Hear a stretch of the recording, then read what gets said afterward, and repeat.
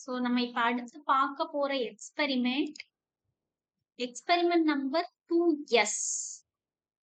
Experiment number 2S, ரைட்டா? Calculating NCR. So இப்ப NCRனா என்னன்னு பார்த்துருவோம். இது நீங்க படிச்சிருப்பீங்க. n factorial divided by r factorial into n minus r factorial. இப்ப நான் ஃபேக்டோரியல் கண்டுபிடிக்கணும். காலேஜ்ல தியரியில நான் வந்து ரிகர்சிவ் ஃபங்க்ஷன்ஸ் இப்ப ஆரம்பிச்சிருக்கேன். ரிகர்சிவ் ஃபங்க்ஷன்ஸ் யூஸ் பண்ணி என்னோட ஃபேக்டோரியலை நம்ம கண்டுபிடிப்போம், ரைட்டா?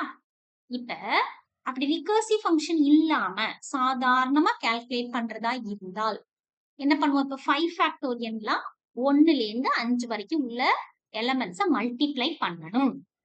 இப்ப n ஃபேக்டோரியல்னா என்ன பண்ணணும்? 1ல இருந்து n வரைக்கும் உள்ள எலமெண்ட்ஸை மல்டிப்ளை பண்ணணும். ரிப்பீட்டட் மல்டிப்ளிகேஷன், ரைட்டா? இப்ப நம்ம ப்ரோக்ராமே ஆரம்பிச்சிடலாம். இது உங்களுக்கு ஞாபகம் இருக்கும்னு நினைக்கிறேன்.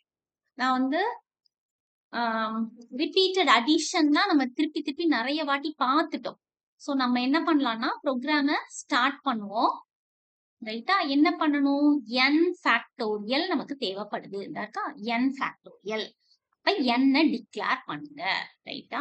இன்ட் n, ரைட்டா? Int n. ஒரு என்ன ஸ்கேன் பண்ணிக்கலாம். ஸ்கேன் பண்றதுக்கு முன்னாடி என்ன பண்ணிக்கணும்? ஒரு பிரிண்டர் என்டர் n, ரைட்டா? Enter n slash n. Scan பண்ணிடுவோமா? Scanner %d ampersand n. என்ன வாங்கியாச்சு. இனி ஃபேக்டோரியல் கால்குலேட் பண்ணணும். ஃபங்க்ஷன் யூஸ் பண்ணலாம், சரியா? இந்த இடத்துல நம்ம ஃபங்க்ஷன்ஸ் யூஸ் பண்ணுவோம். ஃபங்க்ஷன்னா என்னது? சப்டாஸ்க். ஃபங்க்ஷனுக்கு நம்ம என்னெல்லாம் பார்த்தாச்சுன்னா சின்டாக்ஸ் பார்த்தாச்சு. ஃபங்க்ஷன் டிக்ளரேஷன், டெஃபினிஷன், அப்புறம் ஃபங்க்ஷன் கால், மூணையும் கிளாஸ்ல பார்த்தோம். இதுல டிக்ளரேஷனையும் ஃபங்க்ஷன் காலையும் மெயினுக்குள்ள எழுதணும். இதுவும் நம்ம கிளாஸ்ல பார்த்துருக்கோம். ஸோ டிக்ளரேஷன் எழுதுவோம். டிக்ளரேஷன் சின்டாக்ஸ் என்ன சொல்லுங்க? Data type. முதல்ல எதோட டேட்டா டைப்? ஃபங்க்ஷனோட ரிசல்ட்டோட டேட்டா டைப்.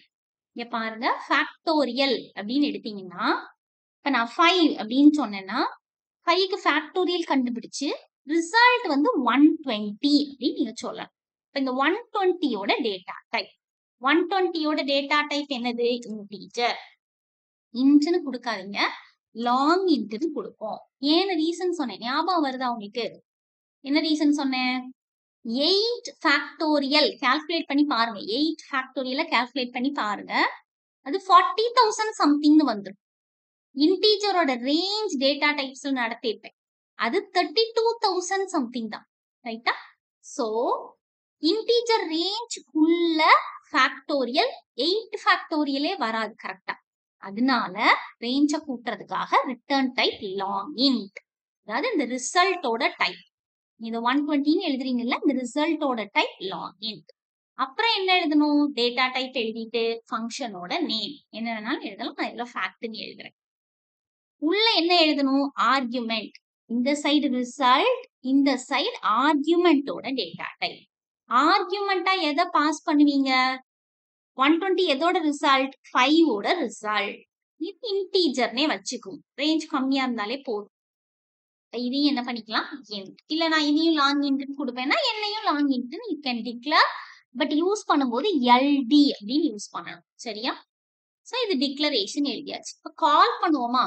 கால் பண்ணணும்னா இது ரிட்டர்ன் ஆகுது. எதோட ஃபேக்டோரியல்? என்னோட ஃபேக்டோரியல். அப்ப நான் என்ன எழுதலாம்னா n fact is equal to காலோட சின்டாக்ஸ் யோசிச்சு பார்க்கணும். காலோட சின்டாக்ஸ் என்னது?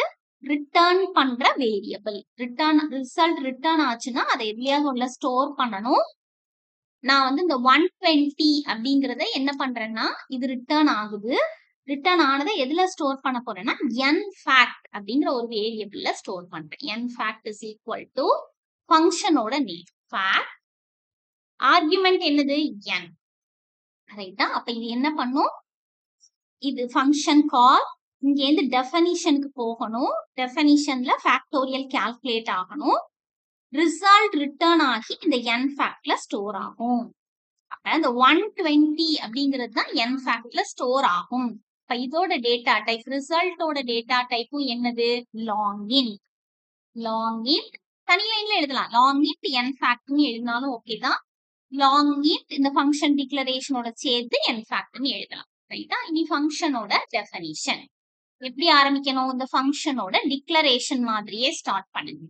என்னன்னு இருக்கு? லாங் இன்ட் ரிட்டர்ன் டைப் ஃபங்க்ஷனோட நேம் ஃபேக்ட். ரைட்டா? இது வந்து டேட்டா டைப் இன். இங்க n எழுதினீங்கன்னா இங்க டம்மி ஆர்குமெண்ட் என்ன எழுதணும்னு சொன்னேன்? இது பேரு ஃபங்க்ஷன் கால்ல இருக்க ஆர்குமெண்ட் பேரு ஆக்சுவல் ஆர்குமெண்ட். இங்க என்ன எழுதணும்? Dummy argument. என்னோட வேல்யூ தான் n1க்கு வரும். இதுக்குள்ள ஒரு ஃபங்க்ஷனோட இந்த n1ஓட ஃபேக்டோரியலை கால்குலேட் பண்ணணும். ஃபேக்டோரியல் கால்குலேட் பண்றதுக்கு இங்க பாருங்க 5 ஃபேக்டோரியல்னா 1ல இருந்து 5 வரைக்கும் உள்ள நம்பர்ஸ் எனக்கு வேணும். இப்படி திருப்பி திருப்பி நம்பர்ஸ் வேணும் அப்படின்னாலே நம்ம என்ன எழுதிடலாம்னா ஒரு ஃபார் லூப். எதுல இருந்து நம்பர் வேணும்? 1ல இருந்து வேணும். i is equal to 1. i less than or equal to எது வரைக்கும் வேணும்? n1ஓட வேல்யூ 5னா 5 வரைக்கும் வேணும். n1ஓட வேல்யூ 10னா 10 வரைக்கும் வேணும். கரெக்ட் தானே? 5 ஃபேக்டோரியல்னா 5 வரைக்கும், 6 ஃபேக்டோரியல் 6 வரைக்கும் மல்டிப்ளை பண்ணுவீங்க. அப்ப n factorial up to n. அதனால இத நம்ம என்ன பண்றோம்னா இதுல n1 இருக்கு. n1 1க்கு அப்புறம் 2 3 இப்படி தானே இன்கிரிமெண்ட் ஆயிருக்கு. 2 3 4 5 இன்கிரிமெண்ட் ஆயிருக்கா? அப்ப இதுல என்ன போட்டுக்கலாம்? i plus plus. சரியா? i plus plus. என்ன பண்ணணும்? ரிப்பீட்டட் அடிஷன்னா sum is equal to sum plus. ரீசனும் சொல்லி கொடுத்துருக்கேன். ரிப்பீட்டட் மல்டிப்ளிகேஷன்னா prod is equal to ப்ராடக்ட்னு எடுத்துக்கிறோம். அவ்வளவுதான். Product multiply by sum is equal to sum plus ன்னு எழுதுவோம். இது product is equal to product into எதை மல்டிப்ளை பண்ணியிருக்கோம்? இப்ப பாருங்க இந்த 1 2 3 4 5 இதெல்லாம் மல்டிப்ளை பண்ணிருக்கோம். இந்த 1 2 3 4 5 எல்லாம் எதுல இருக்கு? இதுல இருக்கு. ஐல இருக்கு. ரைட்டா? சோ இது முடியும் போது இந்த லூப் முடியும் பொழுது ப்ராடக்ட்ல என்ன கிடைக்கும்? ஃபேக்டோரியல் கிடைக்கும். சோ ரிசல்ட் இந்த ஃபங்க்ஷனோட ரிசல்ட் PROD அத நம்ம ரிட்டர்ன் பண்ணிடலாம். Return PROD. சரியா? இதுல என்னென்ன எரர்லாம் வரும்னு சொல்லுங்க. PROD நான் டிக்ளேர் பண்ணல. சரியா? ஃபேக்டோரியலோட ரிசல்ட் பெருசா இருக்குங்கிறதுனால அதை என்ன பண்ணலாம்னா லாங் இன் டிக்ளேர் பண்ணுவோம். ஐயோட வேல்யூ சின்னதுதான். 1 to n1 தானே. இப்ப int i வேற ஏதாவது டிக்ளேர் ஆகாம இருக்கா? சரி, இப்ப ரன் பண்ணி பாப்போமா? தப்பு ஏதாவது இருக்கான்னு பாக்கலாம். சரி, enter n5. நான் என்ன பண்ணலன்னா அதாவது இந்த ஃபங்க்ஷன் கால பார்த்த உடனே இங்க இருந்து இங்க வரும். என்னோட வேல்யூ n1ல காப்பி ஆகும். f ஃபேக்டோரியல் கால்குலேட் ஆகும். இங்கேருந்து ரிசல்ட் ரிட்டர்ன் ஆகி n ஃபேக்ட்ல ஸ்டோர் ஆகும். நான் அதை டிஸ்ப்ளே பண்ணல. printf %ld ஏன்னா அது லாங் இன்ட். n ஃபேக்ட்ங்கிறது லாங் இன்ட். அதனால control string ld n fact. சரியா? இப்ப ரன் பண்ணலாம். அதனால தான் ரிசல்ட் இங்க வரல. திருப்பி ரன் பண்றேன். 5 கொடுப்போமா? 5 கொடுக்கும்போது என்ன வருது? ஆக்சுவலா LDன்னு தானே போட்டிருக்கேன். %LD கரெக்டா போட்டிருக்கனா? i is equal to 1. ஏன் இப்படி வருது சொல்லுங்க. என்ன தப்பு பண்ணேன்? திருப்பி இப்போ sum is equal to sum plus நீ எழுதும் பொழுது இனிஷியல் வேல்யூ ஆஃப் sum என்ன கொடுப்போம்? ஞாபகம் இருக்கா? 0. ரிப்பீட்டட் மல்டிப்ளிகேஷன்ல ரீசனோட அன்னைக்கு ஃபுல் எக்ஸ்பிளனேஷனோட பார்த்தோம். ஏன் அது இனிஷியல் வேல்யூ 0. ப்ராடக்டோட இனிஷியல் வேல்யூ நான் என்ன கொடுக்கணும்? ரிப்பீட்டட் மல்டிப்ளிகேஷன்னா 1ன்னு நான் கொடுத்துருக்கணும். அதை கொடுக்காததுனால இனிஷியல் வேல்யூ வேற ஏதோ எடுத்து அது என்ன பண்ணுதுன்னா வேற ஜங்க் வேல்யூ காட்டுது. 5 120 இப்ப கரெக்டா இருக்கு. ஓகேயா? நான் இனிமே இப்போ வந்து ஃபேக்டோரியல் மட்டும் கால்குலேட் பண்ணியிருக்கேன். பிரேக் பண்ணிட்டு அடுத்த வீடியோல NCR கால்குலேஷன் பார்ப்போம்.